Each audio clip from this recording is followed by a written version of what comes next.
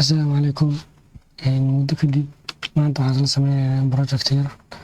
Projectan waxaa la yidhahdaa movie seat booking oo kaleeto. Waxa waaye macnaha qaab online in meel shaleemo oo kaleeto aad kuraaska iska qabsan karta macnaha.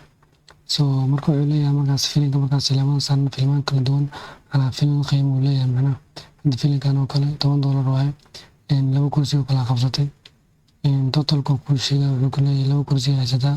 Totalkiisana waxaa $20 because of filimkan intuu baagan leeyahay $10 ku fadhiyaa. So filimkan kale markaad dooratid $12 waa qiimihiisa wuu isku kaa dhufanaya calaa filim walba qiimihiisa kuu sheegaya. Kuraas aragtida markaas aad dooran kartaa intaasoo kuraasta la qabsadana markaas kuu sii sheegaya. Sidoo kale local storage uu leeyahay oo hadda refresh dhahayd xataa waxba ma isbedelayo oo xogtaada dhan waa kuu save garaysanaysaa. So marka projectka yar aan sameynayna maanta. Okay, hadda waxaa inoo furan oo kaliya Visual Studio. Faylasheena hadda sameysanaynaa. HTML filekii ugu horeeya HTML-ka iyo fileka labaad oo baahan wuxuu yahay file CSS ah. Iska qori doona style.css. Fileka saddexaad oo baahan wuxuu yahay script.js. So saddexdiina file waa kuwana. Waxaa ka bilaabanayna midkeena HTML-ka. So documentiin waxaa la baxaynaa movie seat justin. Okay, dan waxaan ku xiraynaa fileka javascript-ga. This is short form waaye waan ku soo geli karno script fileka. Then magaciisa wuxuu ahaa script.js. So dan waxaan ku xiran karnaa filekiina CSS-ka. Linkiyaa qoraysaa enter markaa dhahdid isaa kuu fududaynaya marka fileka magaciisana wuxuu ahaa style. So now everything okay waaye marka waxaan ku furanaynaa browserka ku furanaynaa.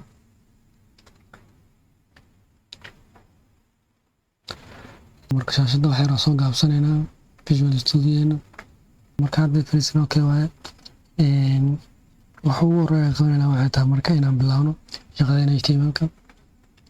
Midda koowaad aan ka bilaabayna waxay tahay waxaa ka bilaabaynaa marka meesha laga dooranayo movie-ga.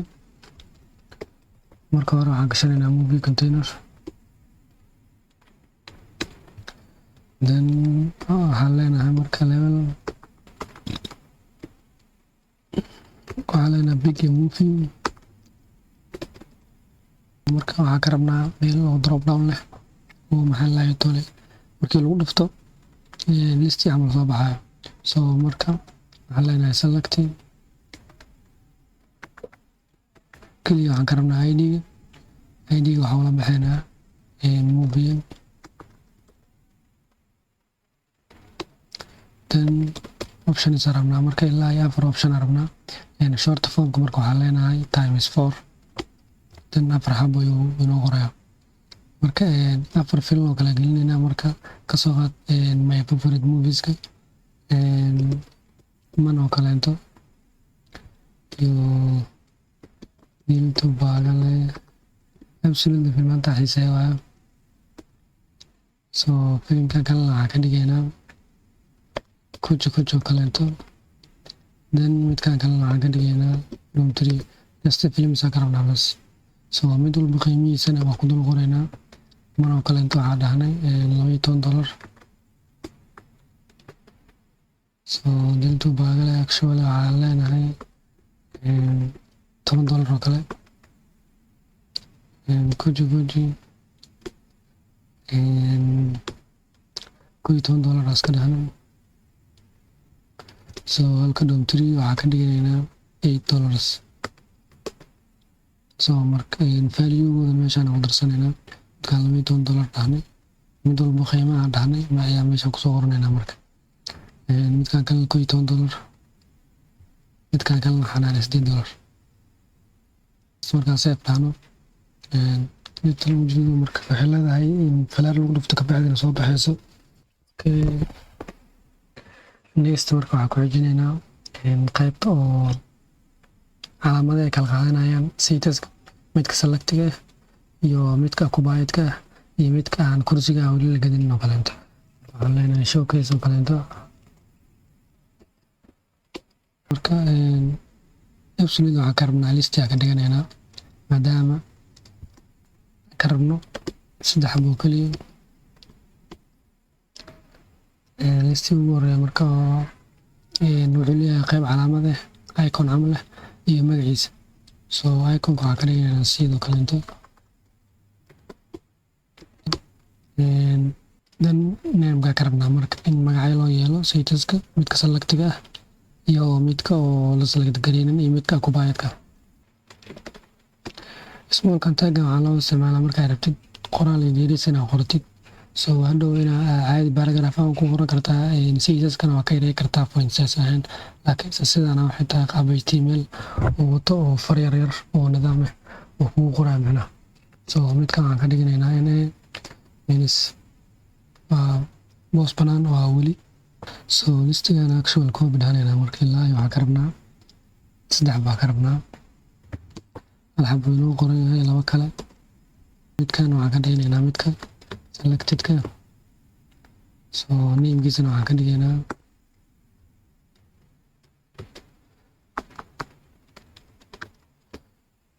midkan kalena occupied-ka waaye.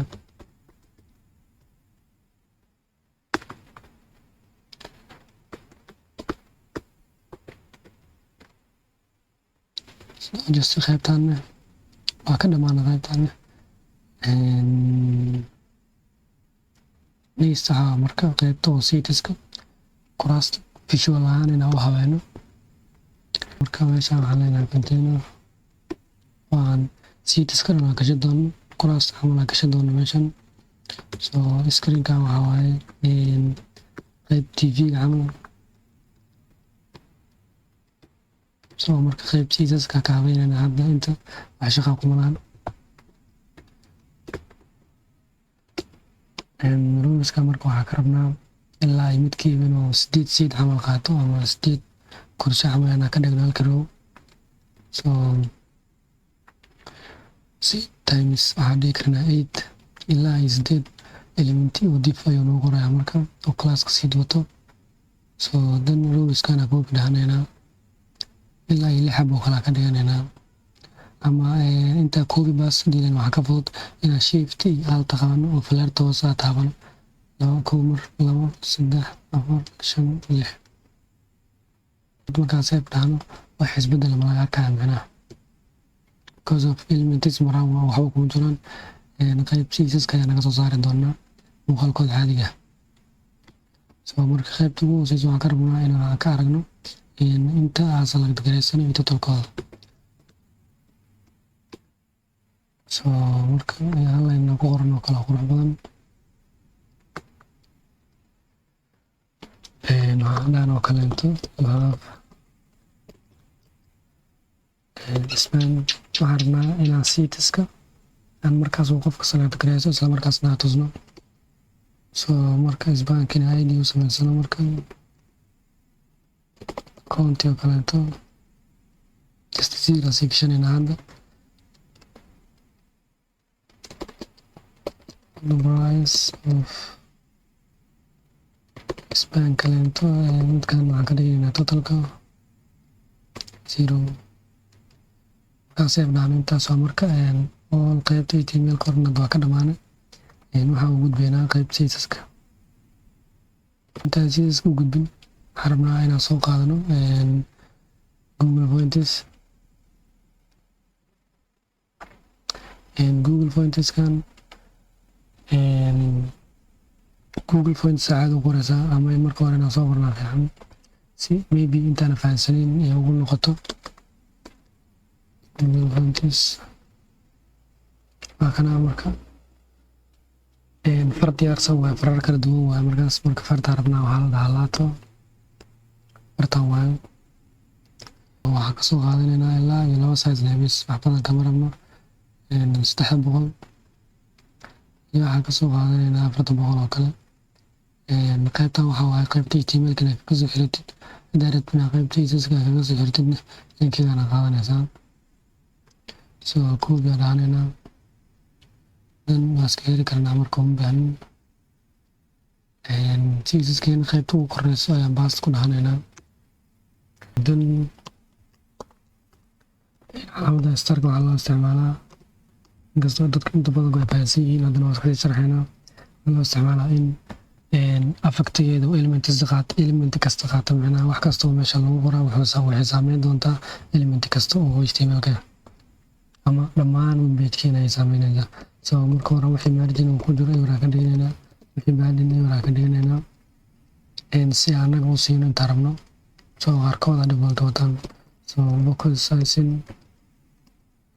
border box ka dhiganeynaa. So marka intaas waa boodiga waa imaanaynaa. Marka hore boodigeena backgroundgiisa waxaa ka rabnaa inuu ahaado dark. So hexadecimal aan isticmaalaynaa 24 2333 save marka dhahno. marka maadaama backgroundga blue aa ka dhigna madow ama dark, colorka waxay ku qurxan tahay ka dhigna cadaan.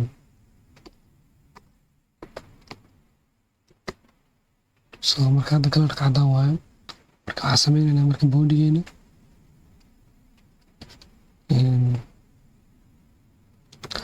marka display flex saleynaa. marka everything inaan dhexda keenaa rabnaa.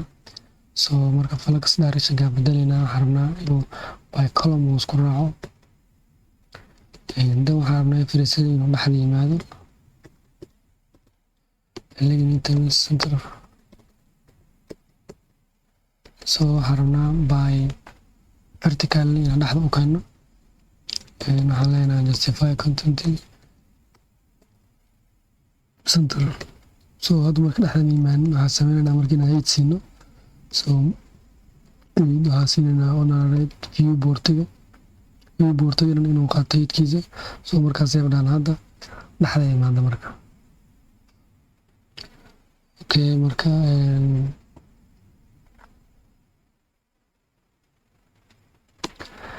font family-ga marka siinaynaa. font family-ga hadda soo qaadanay data ka dhiganaynaa. midda oo secondary dhiganaynaa waxaan ka dhiganaynaa sans serif oo kaleento. Okay, marka hadda barteena xoogaa soo yar qurxoonaatay. marka waxaan rabnaa inaan wax yar qurxino. select option-kan just move your container ku jira selectiga. So move your container select or waxaan oran karnaa ad asiina selectiga waa movie ad-gaasna waan isticmaali karnaa. tagga magaciisana waan isticmaali karnaa marka. So just movie aan isticmaalaynaa. So marka waxaan leenahay marka hore inaan borderkiisa aanan ka dhigno. So inaan u yeelno border radius ilaa 5 px wax yar inaan u yeelno. wareegina u yeelno border radiuskiisa. So padding inaan ku darno 5 px top ah iyo 15 px left right ah. So markaas ay dhahno marka badanaa select option-ka markii padding lagu darayo browserada qaar ma qaataan, macnaha way ignore gareeyaan. marka si awable siino waxaan isticmaalaynaa appearance inaan ka dhigno. So hadda wax yar wuu yaraaday. marka dhanka Mozilla-na Mozilla appearance-ga inaan ka dhigno. This is just waxa waaye in browserada kala duwan inaan aqbalsiino, macnaha in select option-ka padding-kiisa uu soo muujiyo macnaha. So webkit-kan inaan ka dhigno, webkit appearance-giisana inaan ka dhigno none. So justify waaye. font size-kana waxaan ka dhigaynaa ilaa iyo 14 px. So just xoogaa uu soo yar muuqday. waxaan rabnaa inaan ka sikano qoraalka iyo select option hoosta iskaga jiraan. So margin 50 inaan ka dhigno 15 px oo kaleento. xoogaa yar oo ka yar durko. So next thing waxaan rabnaa marka inaan soo muujino citiska inaan soo muujino rabnaa marka.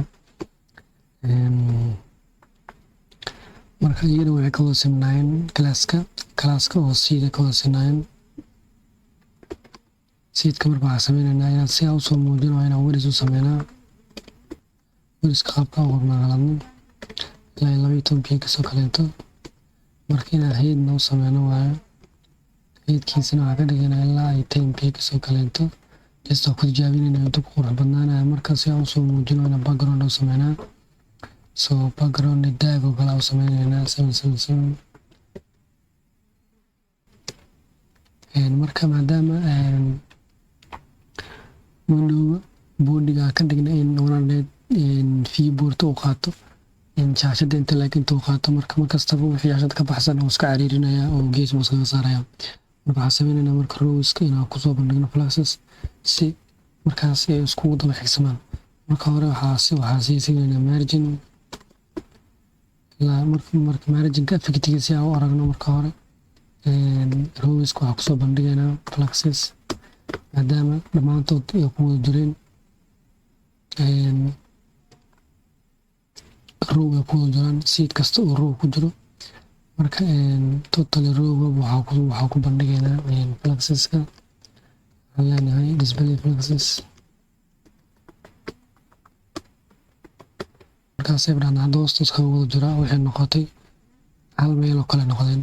marka hadda siinayna marginka oo top iyo left dhinacyada iyo korba waxaa ka wada sameynaa 5 pixels. so marka hadda way kala baxeen. so marka waxaan rabnaa wax yar inaan heydka ku darno oo 12 oo kale heydka ka dhigno. just weriskana 14 oo kale ka dhigno. so waxay soo yar weynaaday. marka si aan ugu muujino cities actually inaan si fiican ugu sii muujino waxaan u sameynaynaa marka visual inuu ugu soo muuqdo. waxaan u sameynaynaa border radius oo toobka bis aan u sameynaynaa si inaan kursi u ekeysino camal. so border top left radius so ilaa 10 pixels oo kaleeto. so marka hadda qaybta leftiga ayuu radius ka galay. marka waxaan rabnaa in qaybta right-kana aan siino micnaha border top right radius isagana inaan 10 pixels siino. so just waxay ugu muuqdaan visual sheets oo kaleeto. so marka hadda waxaan sameynaynaa sida shilimooyinka qaabka loo fadhiisto oo kale in laba line geeska laba naal kale geeska macnaha wadooyin la maro kale inaan u sameyno. marka waxaan sameynaynaa seed waxaan rabnaa seedkan labaad inaan space iskaga durgano inteeda kale oo dhinacan ka xigto. macnaha seedkan koowaad seedkiisa labaad wixii dhinacan ka inaan space u sameynaa rabnaa meel la mari kara camal. so inaan daftaay waa leenaa marka type 2 midka labaad rabnaa. so margin right 20 pixels oo kaleeto. so just 20 pixels qaybta ka durka. marka waxaan rabnaa midkan kalena the last midka u dambeeyana qaybtiisa labaad isagana inaan kasoo sikino qaybtiisa leftiga 20 pixels isagana.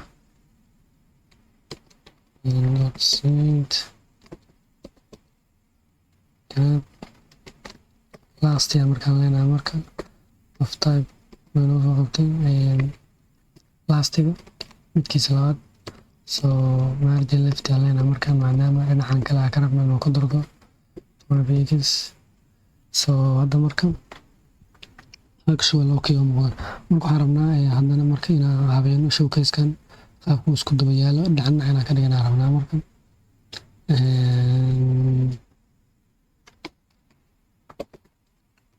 showcase. so actually aska hubino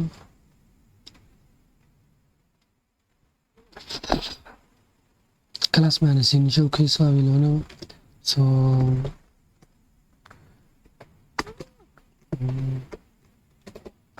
showcase tag emailku waa ku habeyn karaan laakiin waxaa kasii qurux badan inaan class name u sameysano elementskeena.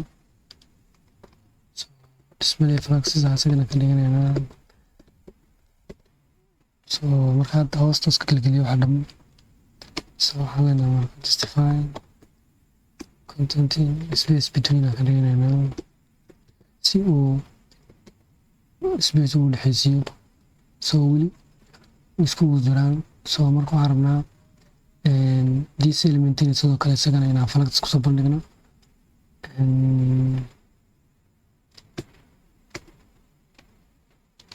showcase live display lena marka flags so xogayradu kala durkay marka waxaan rabnaa inaan sinno qoraalka iyo calaamadda so marka waxaan leenahay eliminators center so just to sameyn justify content center asagan leenahay so marka freezing wada simaya marka hadda so just waxaan rabnaa marka inaan u dhexeysiino xogaa margin maxamuud inay hoostaas kaga jiraan waxaan leenahay margin kor iyo hoos waxaan ka rabnaa inuu zero ahaado left iyo right ka waxaan ka rabnaa ilaa fb kasoo kaleeto so marka hadda xoogaa waa kala durkeen so marka showcase waxaan rabnaa in aan u sameyno marka kuraasta iyo midkaan hoostaas kaga jiraan marka waxaan sameyneynaa horta intaan qaybtaan kore hal container leeyihiin oo la yiraahdo movie container so isaga marka hore waxaan siinayna margin oo bottom ah so waxaan leenahay marka movie container margin bottom 20 pixels so marka labada xabaa ku wada jiray containerkaas so marka waxaan rabnaa showcase-kan isagana waxaan siinaynaa margin kaleeto so margin bottom 20 pixels oo kaleeto so actually isagana waa iska yara durkay waxaan ku xijinaynaa marka inaan color u sameyno selecting inaan color u sameyno si ay u kala duwanaadaan midka laga select gareeyo iyo midka occupied-ka ah oo mar hore seedkaas la gato kaleeto iyo midka firaaqada ah oo bannaan marka intooda waxaan rabnaa inaan 3 color u sameyno so marka midka bannaan colorkeeda default-ga ku dhaafeynaa midka selectiga iyo occupied-ka waxaan u sameynaynaa 2 color seed not selected so marka hadda laba galaas aan isku daba qabanay macnaheedu waxaa waaye hal elementi oo labadaas galaas leh ayay sameynaysaa wixii qoraal meesha lagu sameeyaa marka ama wixii affect ah waxay saameyn ku yeelanaysaa marka labadaas galaas halka elementi wataan haddii galaaska uu seed bis wato oo select wadin wax saameyn kuma laha doonto wax kastoo meesha lagu qoraa laakiin haddii elementiga uu seedna wato galaaska seedna wato galaaska selectiga wato then way saameyn doontaa marka so marka waxaan leenahay selected color ka rabnaa wuxuu yahay background inaan u sameyno so background-giisa waxaan ka dhiganaynaa hexadecimal csf ea csf so marka colorkana ka dhiganaynaa midka selectiga midka occupied-kana waxaan ka dhiganaynaa background isagana u sameynaynaa hexadecimal so haddana ka dhiganaynaa so just way saameysa marka hadda midka selectiga colorkaas wataa midka occupied-kana colorkaas wataa so marka hore seeds aan siinaynaa automatic occupied ah so marka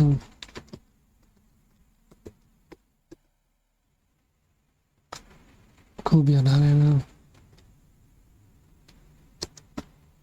ilaa xoogaa ku qoran ilaa xoogaa marka occupied ka dhiganayna macnaha seeds la qabsadoo kaleento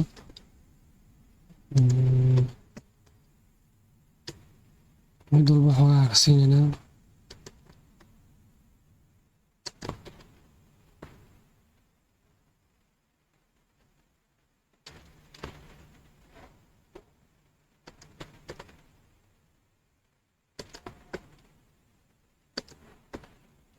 so markaad sida markaa dhahno way soo muuqanaysaa inta occupied-ka marka xoogaa yaraan kusii daraynaa ilaa iyo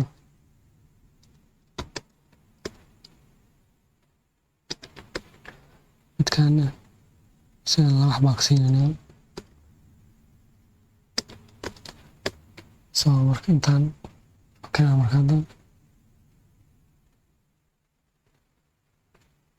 so marka hadda waxaa inoo dhiman marka inaan u sameyno hover inaan u sameyno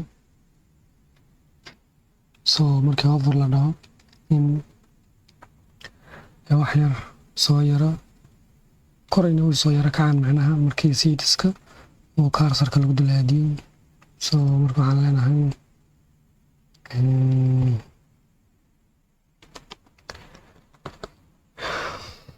waxaan rabnaa seatiska occupied-ka markii falarta lagu dulaadiyo inaysan wax saameyn ku yeelanin laakiin seatiska firaaqada markii cursor-ka lagu dulaadiyo waxaan rabnaa in isbedel uu lahaado ama in ay soo yara kacaan xoogaa animation sir inay sameeyaan so marka waxaan leenahay marka seatiska occupied-ka si aysan saameyn ugu yeelanin waxaan leenahay seatis not kalaaska aan rabno marka inaysan saameynin markii maxaa lahayd seatka kalaaska occupied-ka wato in wax saameyn ay ku yeeshaan ma rabno affectayan marka waxaan leenahay marka not occupied haddii seatiska aanan kalaaska occupied wadanin waa macnaha not markii la dhaho seatiska aan kalaaska occupied-ka wadanin markii hover lagu dul dhaho seatiska aan kalaaska occupied wadanin markii hover lagu dul dhaho waxaan leenahay marka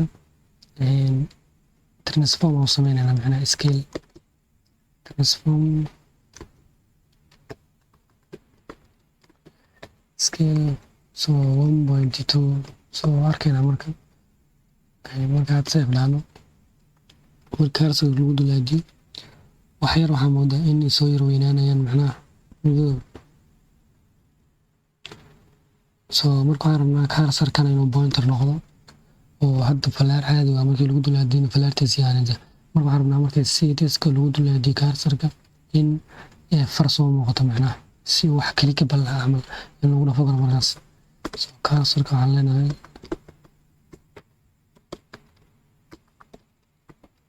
pointer marka hadda markii lagu dulaadiyo waxaa soo baxayso gacanta so marka sidoo kale kuwanna way saameynaysaa marka so hadda marka occupied-ka markaan ku dulaadino wax isbedel ku dhaca maxaa yeele kuwan class seat waxaa waaye classka occupied wata waa macnaha marka kuwanna way saameysay marka waxaan rabnaa kuwan inaan afka jee ka saarno marka kuwan marka waxaa sheegaynaa marka in maxaa lahayd tulbaarant elementigooda sheegaynaa si markaas uu farqi ugu dhexeeyo so kuwan in classka showkiisa ku dhex jiraan marka waxaan leenahay marka haddii seatiska ku jiro classka showkiisa gudihiisa afka tagaan inaan ka saarno waa dib u qorno macnaha so marka waxaan leenahay showcase not seat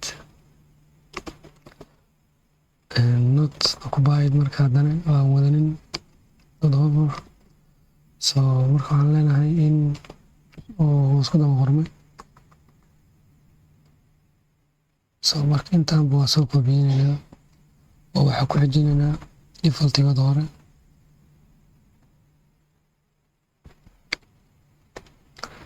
so marka hadda scale-ka by default 1 waaye onkiisa ku celinaynaa cursor-ka pointer ka dhigna laakiin waxaa ku celinaynaa defaultiga laakiin isbedelkan wuxuu saameynayaa markii meeshana waxaa ku darnay macnaha calaamada breaker-ka lagu sixira naga qaadatay so marka hadda markaan save dhahno marka cursor-ka waxaa ka dhig defaultiga oo defaultigiisa ruuxa waaye falaarta caadiga marka showcase-ka ma saameyn doonto so laakiinse waxay saameyn doontaa seatiska caadiga ah waan showcase gudihiisa ku jirin markii lagu dulaadiyo way soo yar kacayaan cursor-kana wuxuu u muuqanaysaa pointer oo macnaha wax clickable ah camal so marka just waxaan rabnaa qoraalkan isagana inaa hoos u yara durkayno so marka sidoo kale waxaa inoo dhiman bashaashadii container so hoosaan ku qoranaynaa markan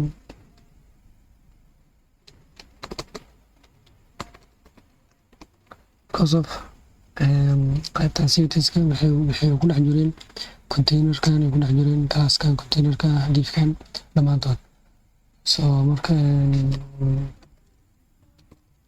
margin button asagana sameynayna 20 px inuu iska yar durkiyo soo qoraalka xoogaa dib ugu dagay marka waxaan sameynaynaa in aan soo muujino marka shaashadii oo screen meesha noogu qoran oo weli aanan waxa fakti aan ku sameyn soo marka screenkan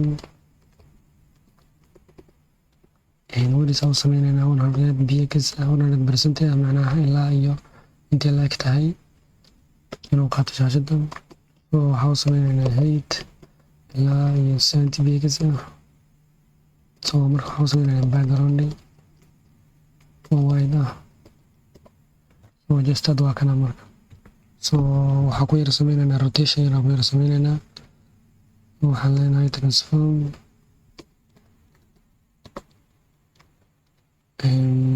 rotate kaliya x ka rabnaa qaybta x ka waxaan rabnaa in macnaha oo 3D oo kale oo muuqaalkiisino soo waxaan leenahay marka -45 degree 45 soo markaad save dhahno isbedel yar ma laga dareemaya macnaha laakiinse waxaan ku dari doonaa CSS trick cusub soo marka hore shadow sameynayna focus shadow sameynayna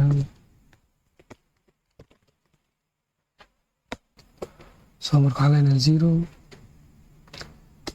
3 px ilaa shadow intuu leeyahay soo blurkiisana waxaan ka dhignaa ilaa 10 soo RGB maadaama colorka screenka wide yahay ka dhiganaynaa marka wide ka dhiganaynaa waxaan leeyahay toole shadowga 0.9 oo kale inta soo marka hadda save dhahno soo yar muuqatay soo isagana waxaan sameynaynaa margin button iyo 20 px oo kale inta isagana soo just shadowgana okay marka waxaan sameynaynaa marka perspective aan yeelanaa marka perspective-ka marka waxaan siinaynaa parent elementigiisa screen-kana ka rabnaa inuu qaato laakiin waxaan siinaynaa parent elementigiisa perspective-ka waxaa waa macnaha elementiska wuxuu u muujinayaa qaab 3D oo kaleento laakiin wuxuu saameyn si fiican ugu yeelanayaa kuwa oo rotationka loo kaleento hadda midkan rotation uu leeyahay oo x oo 45 degree so marka hadda haddii aan dhahno perspective-kan haddii aan dhahno ilaa iyo 100 px oo kaleento just yes meeshaan degree ka tagnay 45 bisa dhahne degree aad leenahay marka so marka aad save dhahno wuxuu u soo muuqatay qaab 3D oo kaleento marka ilaa ay tiro badan aan siiyaa so just 1000 oo kala siin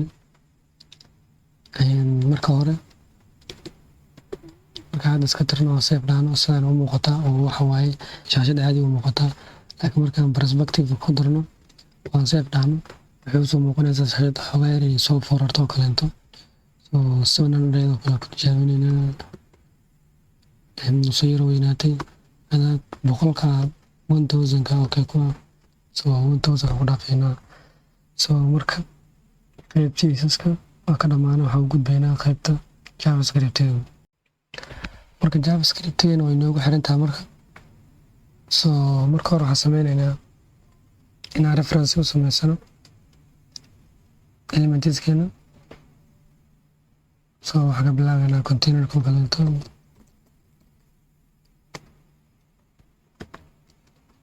documenting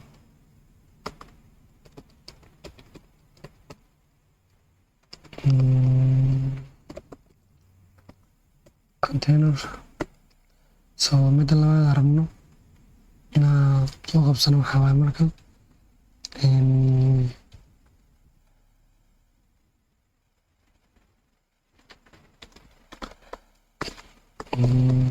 countiga oo kaleeto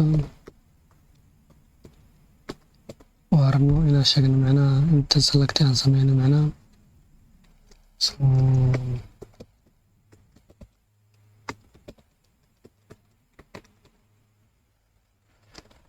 code selector so id county ahaan so sidoo kale tolka isagana waxaan leenahay discovery total. So marka waxaan rabnaa meel aan ku shubano cities-kan inaan qabsanaa rabnaa. So marka waxaan leenahay cities document.query selector, maadaama cities-ka uusan hal seed ahayn ama hal element ahayn oo elementay badan yihiin, waxaan leenahay marka query selector all dhammaan cities-ka inaan soo qaadano micnaha. So marka waxaan rabnaa cities-ka sidoo kale cities-ka waana ku baayidka ahayn inaan soo qaadano micnaha, inaan abtirsano micnaha cities-ka aanan la gelinin micnaha ama booskooda la qabsanin. So marka waxaan leenahay marka hore na reference dheer u suumino ruleska ku jireen. So marka waxaan leenahay seed sida cities-ka ku soo aragnay not occupied ama class-ka cities-ka class-ka occupied-ka wadanin oo kaliya rabnaa xamal. So marka midda kale rabnaa waxay tahay sidoo kale select option-kan waxaa asigana reference-giisa rabnaa micnaha. So marka movie select oo kale leenahay.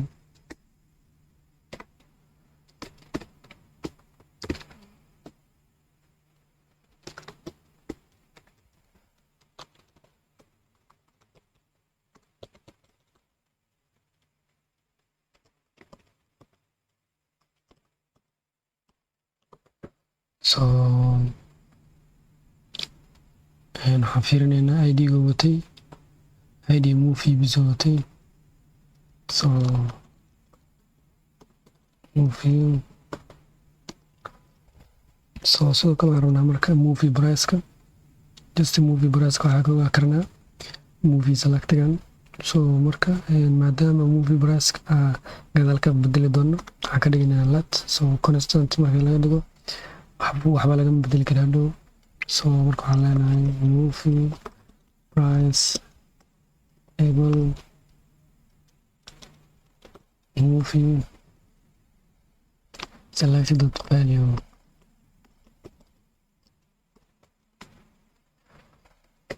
So movie selected value markaan dhahno waxaa karnaa markaas value-gan aan markaas arki karnaa micnaha value-gan. So hadda haddii aan fiirino console-ka haddii hadda ku fiirino console.log movie price F12 markaan dhahay developer tools-ka waa kana hadda 12. So marka hadda movie selected.value meeshan si string ugu qoran yahay. So marka hadda haddii aan fiirino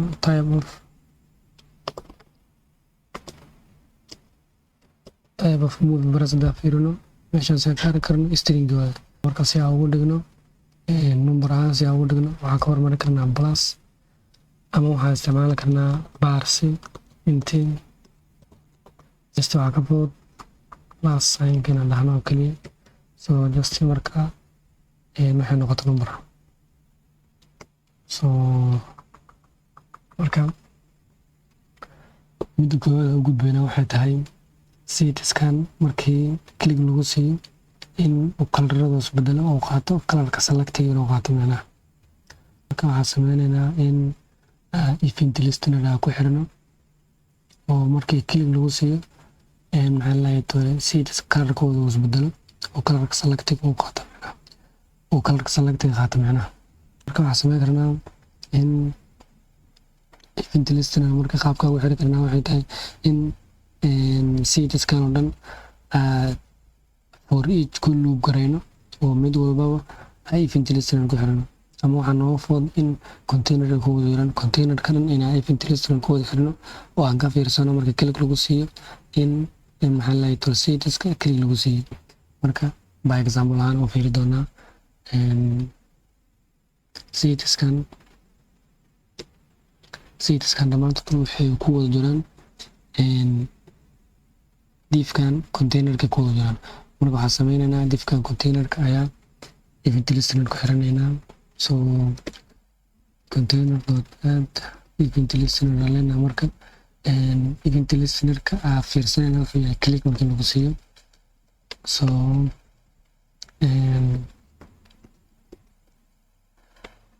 marka event kasto markastoo click lagu siiyaa function kana kacay macnaha oo arrow function waa midkan marka waxaan sameynaynaa waxaan fiirinaynaa marka hadda horta waxaan leenahay console log markasta event listener of null containerka meeshaan ka qalabnay magaca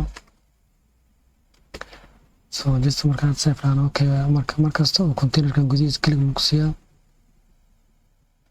waxay noo soo baxayo event dhammaystiran oo ilaa iyo a lot of options leh marka anaga waxaan ka rabnaa bis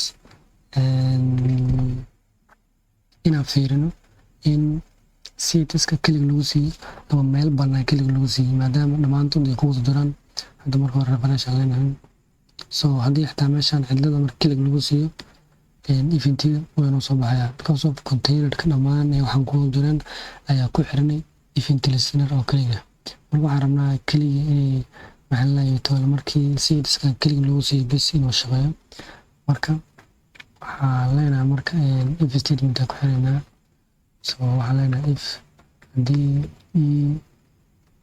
target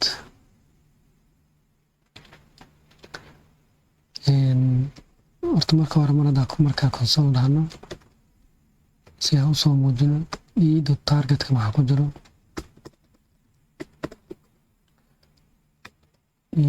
target midkaan oo kale click ku siir waxay noo soo baxayo elementiga dhammaan qaabka ugu qornay CSS-ka HTML-ka qaabka ugu soo qornay classka sidoo wataa marka waxaan leenahay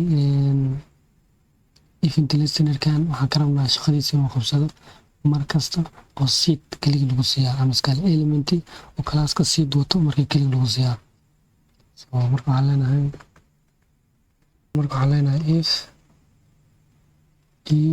target class listigiisa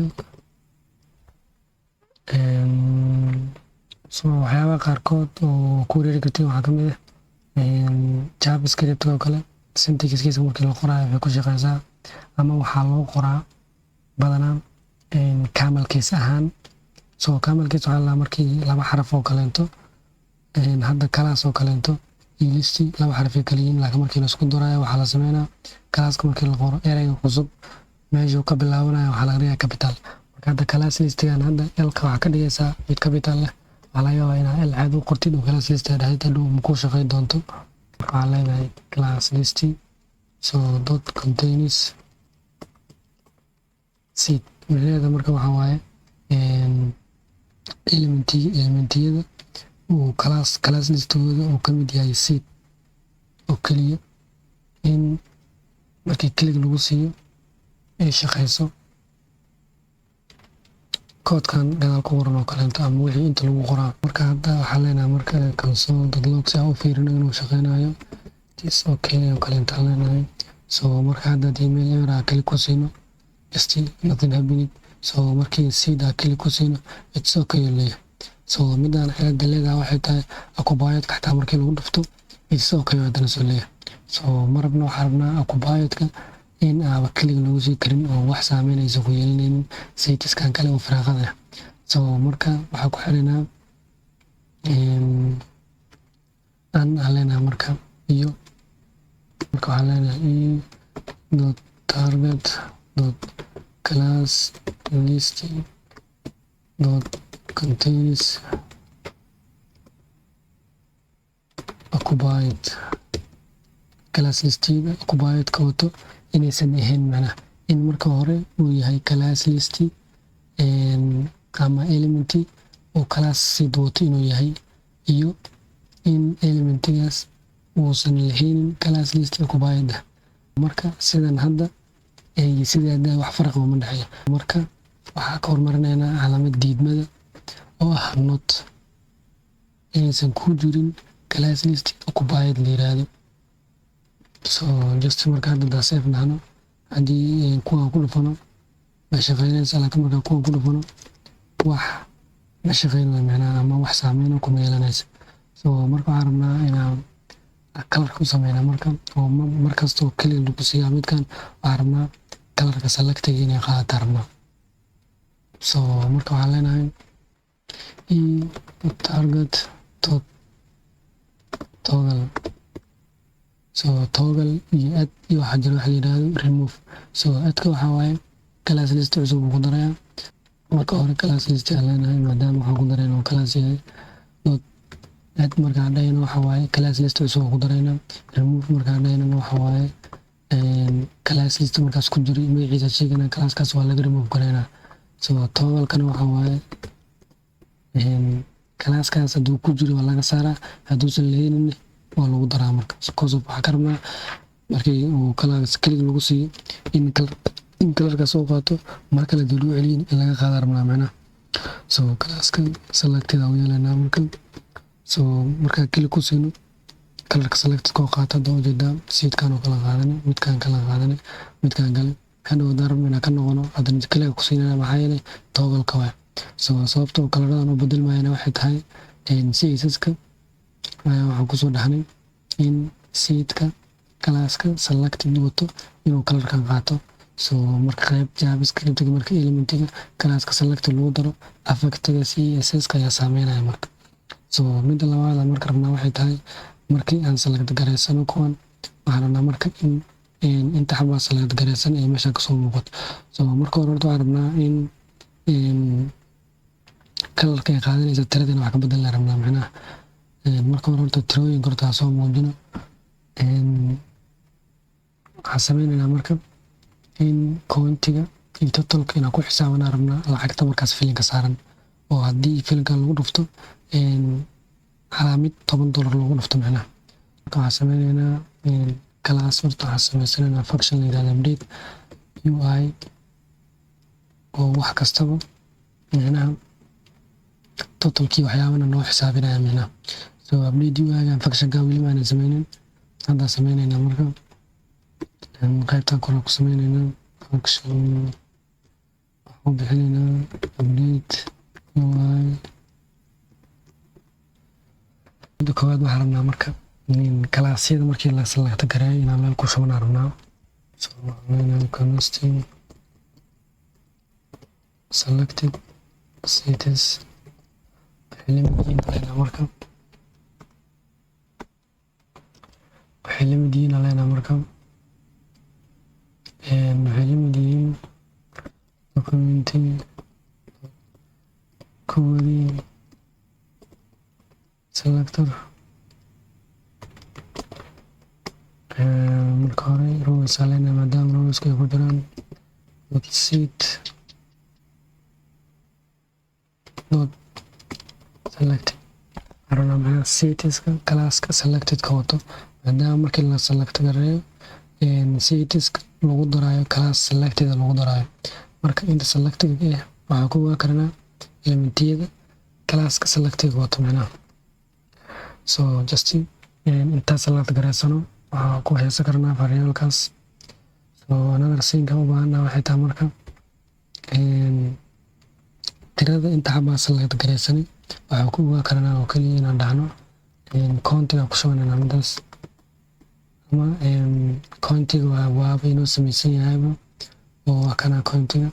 So marka waxaan leenahay county dot inner text ay lamid tahay selected cities dot angus.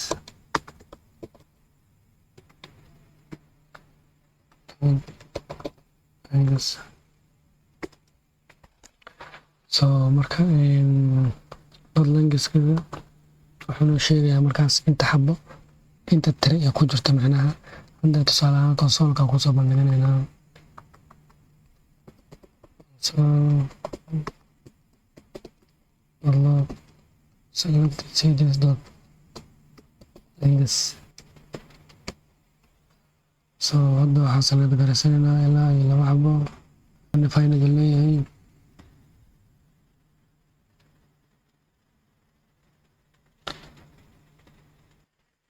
Oh wow, cilada marka waxay naga haysataa maadaama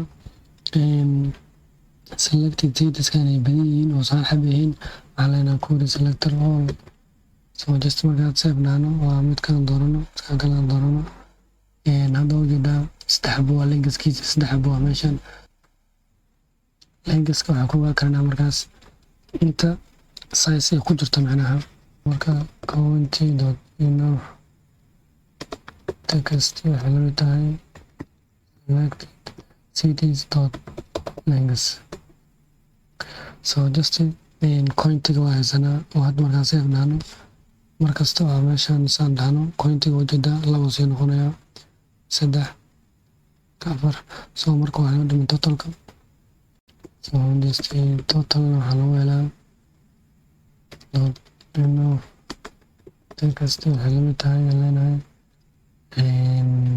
totalka waxaa lagu helaa linkiska inta xaba ee tahay macnaha oo lagu dhuftay filinkaas markaas lacagtiisa qiimaha oo markaas filimka joogo. So filimka lacagtiisa waa kana waxay noogu jirtaa movie price. So marka waxaa leenahay movie price oo lagu dhuftay selected linkiskan selected cities.links. So marka hadda markaad doorano oo midka kalena doorano waxay noqotay 24 maadaama filimka man oo $12 yahay labada xabo $24 noqon markaas noqonaysaa. So marka price-ka waxaa ka hormarinaynaa calaamad dollar sign-ka si markaas ugu muuqato real money oo kaleeto. waxaan leenahay marka dollar sign sefa dhahna marka dollar sign yeelato marka waxaan rabnaa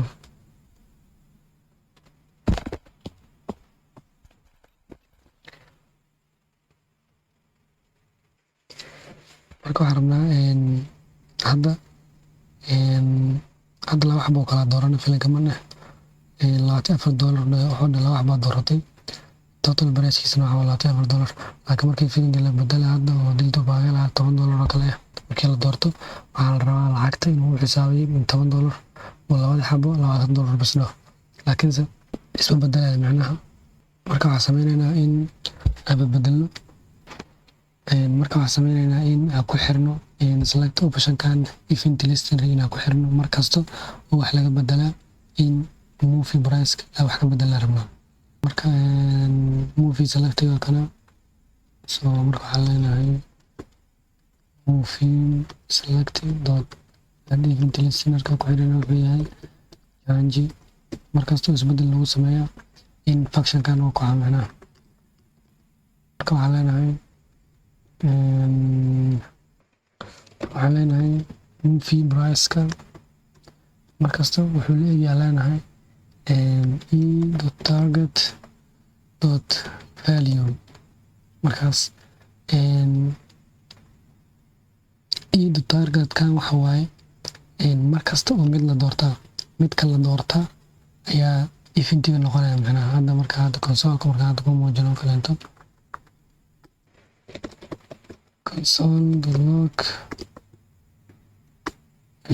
marka waxaan leenahay e.target.value marka hadda filinka marka hadda doorano $10 soo baxayso marka midkaan kala doorano $8 soo baxayso markaas marka wuxuu ku soo akhrisanayaa value-ga waaye oo qaybta ku qornay marka waxaan leenahay movie price-ka markasta meeshaan ka bedelaynaa movie price wuxuu la mid yahay leenahay markaas e.target.value. So movie price-ka markasta meeshaan iskaga bedelaysaa marka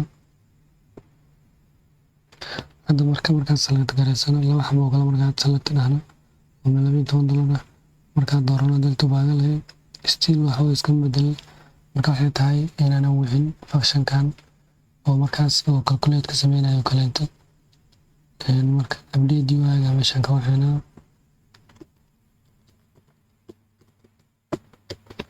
so si markaas markasta oo change marka inta lagu sameeyo oo functionkaas loo waco. So marka hadda $24 waa hadda labada xabo kaliya kala dooranay $20 ay noqoto totalka, midkaan kala dooranayna $8 $12 noqonaysa labada xabo, markasta kusii darnana way sii ziyaadaysaa markaas lacagta. Okay, qaybtan kale waa habeeni marka midda kaliya oo inoo dhimanaa marka hadda waxay tahay in aan u sameyno local storage oo haddii aan refresh markaa refresh wax kasta aan sameynay way baxaysaa macnaha. Marka si aan u sameyno local storage waxaa macnaha in browserka lagu kaydiyo markaas wax kasta change kasta markaas sameysid ama xog kasta oo markaas lagu save gareeyo in qofka markaas isticmaalaya browserkiisa loogu save gareeyo markaas oo markasta hadduu refresh xataa wax walbo sidooda ahaanayaan macnaha. Marka si aan local storage-ka aan ugu save gareysan xogteena waxaan ka bilaabeynaa selected cities-ka marka hore inaan save gareysano. Update UI-ga marka ku guda jirno selected cities-kana marka waxaan rabnaa in inta xabo markaas la select gareeyo waxaan rabnaa in aan ku kaydsano local storage-ka. So marka waxaan sameyneynaa marka hore intaanan selected cities-ka inta xabaa select gareysan intaanan save gareysan waxaan rabnaa inaan ogaano indexkooda ama lambar position kasta mid walba positionkiisa wuxuu leeyahay ID oo kaleento. Tusaale ahaan dhihi karnaa mid walba wuxuu leeyahay index uu leeyahay ama boss markaas loo sugaan karo. Marka hadda selected cities-kan waxa waaye HTML collection waaye array maahan. Marka waxaan sameyneynaa inaan array ahaan ka dhigano kabacdi aan indexkiisa ogaano oo aan indexka save gareysano. Marka waxaan sameyneynaa inaan meel ku shubno indexyadooda markaas waxaan leenahay marka selected index oo kaleento waxay la mid tahay leenahay marka si array ugu dhigno waxaan isticmaaleynaa sbr operator oo 3 dhibic ah then selected cities-ka select gareysanayna marka waxaan u isticmaali karnaa array methods oo kale. Marka hadda array ahaan aan uga dhigno array methods-ka rabnaa inaan u isticmaalno waxay tahay marka map oo kaleento oo high order functions-ka javascript-ka ka mid ah. So mapka marka seed-ka marka mapka macnaha waxa waaye mapka iyo for each-ka farqiga u dhexeeya waxay tahay for each-ka wax ritaanina ma lahan oo laakiinse mapka wuxuu noo soo celinayaa array collection uu noo soo celinayaa ama array uu noo soo celinayaa. Marka seed-kan waxa waaye uu loop gareynayaa macnaha selected cities-kan calaamad ayaa wuxuu u taagan marka seed-kan u taagan marka mid u soo qaadanaa marka mapka seed-kan marka waxaan leenahay marka waxaan rabnaa marka indexkooda si aan u ogaano total cities-ka ama cities-keena dhammaan horta waxay ku wada kaydsan yihiin midkaan. Marka cities-kan marka waxaan leenahay marka indexyadan aan haysano selected cities-kan indexyadooda xagee kaga jiraan seed-kan guud macnaha selected seed-kan waxa waaye intaas soo select gareysan ayaa inta noogu jiro. Marka intaas soo select gareysan indexkooda xaguu kaga jiraa total cities-ka ama dhammaan indexkooda ama positionkooda xaguu kaga jiraa macnaha. So marka waxaan leenahay marka seed marka hore return aan leenahay maadaama mapka uu soo celinayo array uu soo celinayo. Marka sidoo kale midkaas kalena waxa waaye HTML collection waaye. So waxaan leenahay marka seed cities waxaan leenahay marka index of sidoo kale midkaan waxa waaye camel case waaye oo index of markaa qorays u weydiinay capital ahaato waaye. So seed-ka marka midkaan waaye oo mapka argument ahaan aan u siino waaye. So magaca rabtaa wala bixi kartaa markaas laakiinse ahaan maadaama ay waxaan cities yihiin seed ahaan aan u qaadanaynaa marka qoraalka argumentii magaciisa dhahay. So marka hadda wuxuu noo soo celinayaa array dhammaystiran oo hadda noo soo celinayaa. So marka haddii aan soo console gareyno ama soo bandhigno console.log selected index. So markaan save dhahno hadda markaas laga gareysano wuxuu inoo sheegayaa macnaha indexka ama positionka uu wato markaas position 17 waa dhahay. hadda dayaan dhahno midkan index 0 waa dhahno mid walba markasta wuu noo soo bandhigayaa. So waxaan rabnaa marka in local storage ku save gareysano indexeskan ama positionkooda ama statuskan mid walba positionka uu ku fadhiyo macnaha. So marka local storage waa wax aad iyo aad u fudud. local storage oo qoraysa dot set item na oran karnaa ama inaan macnaha meesha ku shubaynaa magaceeda bas sheegano, laakiin labada way buu sameeynaa macnaha. way koowaad waxa waaye inaan dhahno local storage dot set item meesha noo shubaysa magaceeda waxa waaye selected ama selected index adayna selected index. So maadaama ay array tahay arrayda markii lagu shubayo local storage waa in string marka hore laga dhigaa. So json inta isticmaalayna json.parse. So marka hadda indexeskan waxay noogu jiraan selected index. So marka waxaan leenahay selected index. So hadda markaan save dhahno marka waxaa ka fiiri karnaa marka meeshaan aad tegeysaa application ku dhufsanaysaa meeshaan saddexda filaar ku dhufsan application ku soo dhufan then waxaad tegaynaa local storage-ka http qaybtan hoos garaynaysa live server-keen. So marka kana selected index-ka saddex. So marka hore kala garayn mar hore oo isticmaalay. So hadda markaan dhahno midkaan markaan hadda dhahno ama midkaan oo kaleento C2 way noo sii save garaynayaa macnaha intaas la gareysano indexeskooda noo save garaynaa. hadda midkaan iyo waxaas la gareysana sidkan iyo sidkan kale ma shaqeynayso. So maxaan qaladnay solkankii json in position 1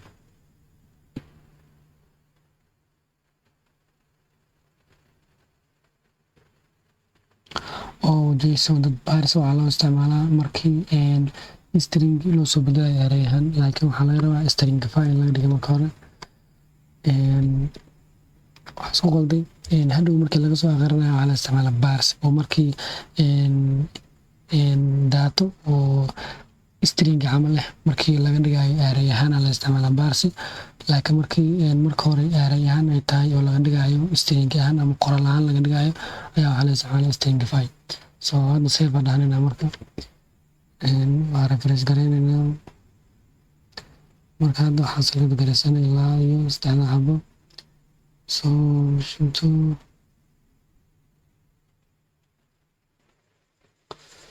marka cilada waxay tahay inaan space u dhexeysiino comada iyo json-ta si ay u muuqan inay isla socdaan oo u qaadanaa macnaha code generator-ka. So marka hadda markaas la garaysan intaan aan fiirino local storage-keena waa kana marka hadda mid walba aan sii taabanayno indexkiisa oo inoo sii save garaynaya. marka hadda indexkeena waa maxaa la tole save inuu in local storage. So marka hadhow markaa kasoo akhrisanayno marka waxaan sameynayna hadda markii refresh marka hadda wax walba ay baxaan oo weli inoo save garaysan indexeskeena. marka function aan sameysanaynaa oo datadii noo soo akhrinayo local storage. So comment yar oo sameysanaynaa data from local storage. So marka leenahay function kan waxaan baxsanaynaa local data.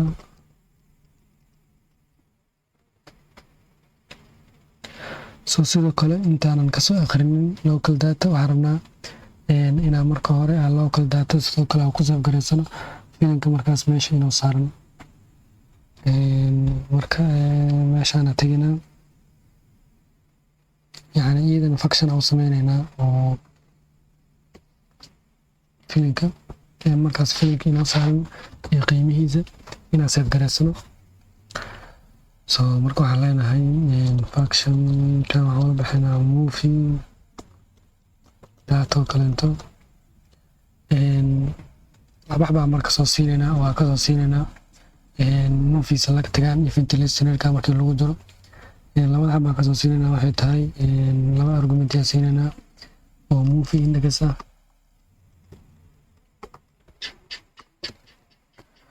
iyo movie price labada bina save garaysan rabnaa marka functionkan movie data labada argument oo qaadanaya mid ku horeeya waxa waa movie index waxaa ku ogaa karanaa waxay tahay markaas e.target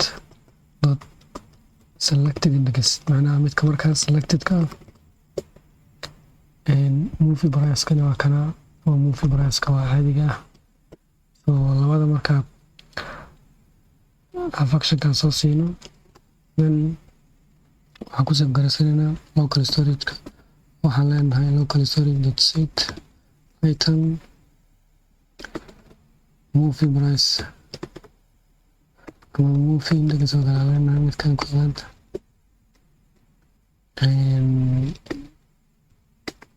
movie index so qaabka kale oo wax loogu save garay karo local storage-ka waxay tahay inaan dhahno local storage dot markaas variable name-ka markaas aad toos usoo qaadano movie price oo kaleento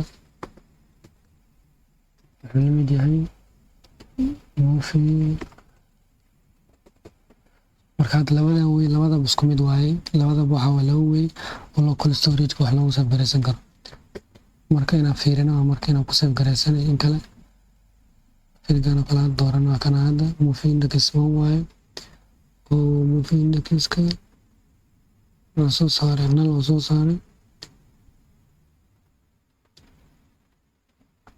movie index-ka waa kana movie price-ka waa kana selected index-ka ana lah yes because selected index-ka wuxuuna leeyahay waxaa salkada gareeya malahan so marka hadda marka wax salkada gareeyo selected index-ka labada xabo index-kooda oo save gareeyay movie index-kiisa movie labaad waaye waa kana because of zero kusoo bilaaba 0 1 2 midkan waxaa waa hadda movie index 3 waa macnaha marka hadda markaa daatada kasoo aqrinayna local storage-ka waxaan sameynaynaa in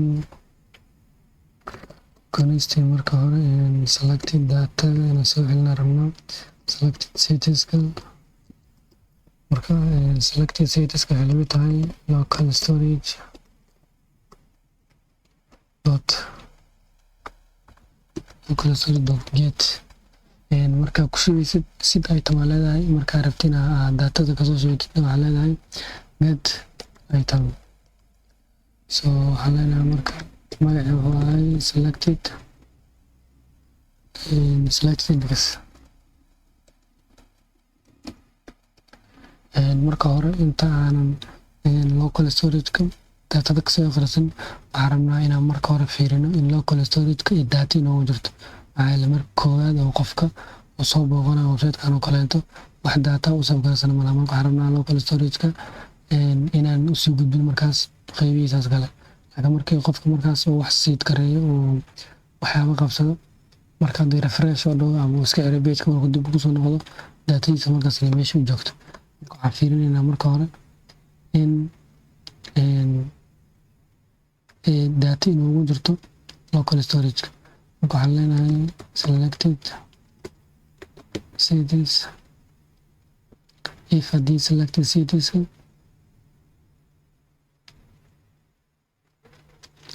not equal usan la mid ahaynin null sidoo kale waxaan rabnaa in selected cities-ka dot length-ka uu ka weyn yahay 0 so intaa mar haddii okay noqoto marka waxaan rabnaa oo meesha waxaa naga qalday waxaan dhahnay markii hadday stringify u bedelnay selected cities-ka hadda marka si array ahaantiisa loogu soo celiyo marka waxaan isticmaalaynaa json midda hadday ku qaladnay dot parse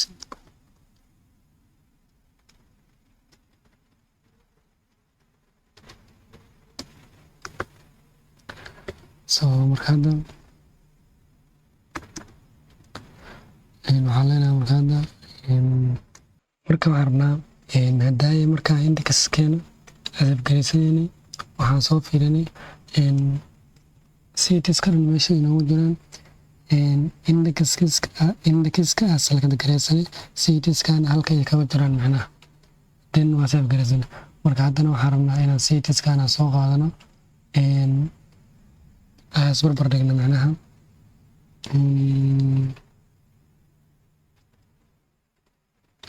marka waxaan leenahay cities dot for each waxaa outlooping waaye dhammaantood wuu soo loop gareynayaa macnaha so outlooping dot sida leenahay midkan koowaad midkan kalena waxaan leenahay index marka macnaha argumentiga koowaad sid magaca rabtaa ka dhigi kartaa labada xabo just so markasta midan koowaad waxay u taagan tahay markii la loop gareynayo elementi kasta hadda citieskan elementi badan ku jiraan macnaha oo intaan ka tarjumayso marka halkan seed wuxuu u taagan yahay calaamad mid kasta oo markaas loopka had marka meeshu marayo ayuu u taagan yahay seed midka indexkan waxa waaye loopka markaas la marayo ama elementiga markaas la loop gareynayo meeshu marayo indexkiisa oo calaamada kusoo bilaabay outlooping waa dhammaantood soo wada maraa macnaha marka mid kasta oo markaas la taagan yahay seedkana u taagnaanayo indexkan wuxuu u taagnaanayaa markaas positionkiisa markaas u taagnaanaya so marka waxaan leenahay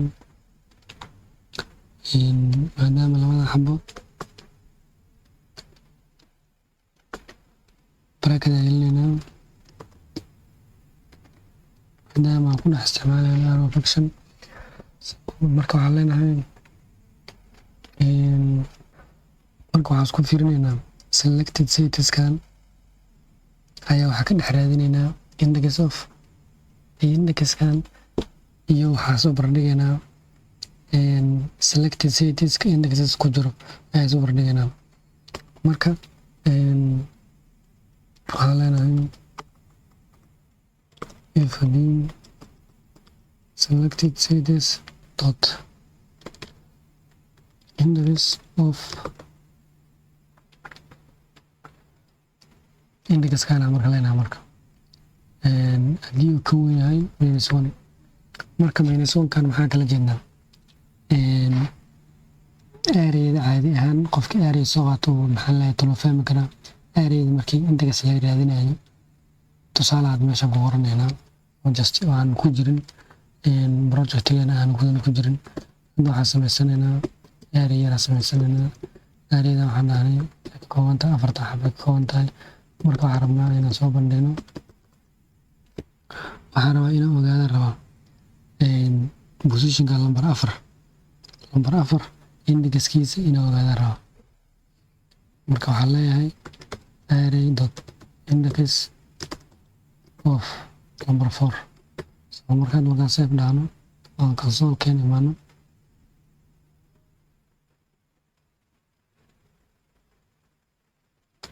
labaatan sagaal waxaad ka sheegayaa just loo garayno 29 so ifaa furnay anagoonan ifki caloojiisana dhamaysan soo markaan save dhahno hadda ujeedin number 1 oo marka noo soo qoray array sida ogtihiin indexeskeeda midkiisa koowaad 0 ka bilaabanaya midkan kan number 1 oo noqonaya number 4 indexkiisa number 1 waa so hadda number 5 oo kala leenahay indexkiisa 2 waay so markaan save dhahno 2 inoo soo qabtay so index of macnaha waxaa lagu raadiyaa positionka markaas arrayda weydiinaynaa positionka markaas waxa ka rabno positionkiisa halkuu ku jiro markaad waxaan leenahay selected citieska in index of index ka raadinaynaa indexkan waxa waaye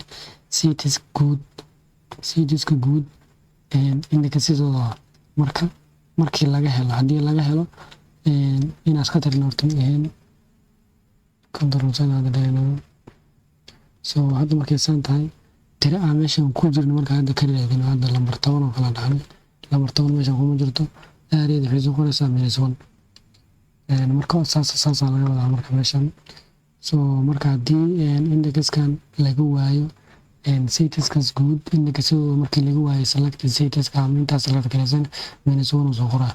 marka waxaan leenahay hadduu -1 uu ku weyn yahay markaas micnaheedu waxa waaye waa laga helo waa markaas saytka markaas la joogo marka waxaan ku daraynaa class list ku daraynaa class list dad ku daraynaa class list selected la yiraahdo ku daraynaa markaan ku darno local data marka waxaan sameynaynaa markasta oo page-ka ama refresh la dhaho in option-kan oo inoo ran gareysmaan rabnaa marka hadda isla markii labada xaba hadday isla gareysanay oo local storage-ka noogu soo gareysnay oo soo baxay marka inta labada marka rabnaa waxay tahay in filinka markaas joogo in markaas sii taagnaado marka isagana waxaan leenahay if haddii local storage dot magaca inoogu soo gareysnaya waxay tahay movie index ama movie price labada midkood movie price oo kala kasoo qaad ama movie index oo kala kasoo qaadana movie index not equal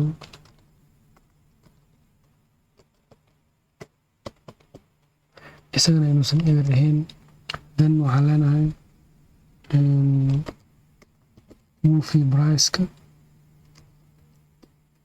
wuxuu la mid yahay local storage dot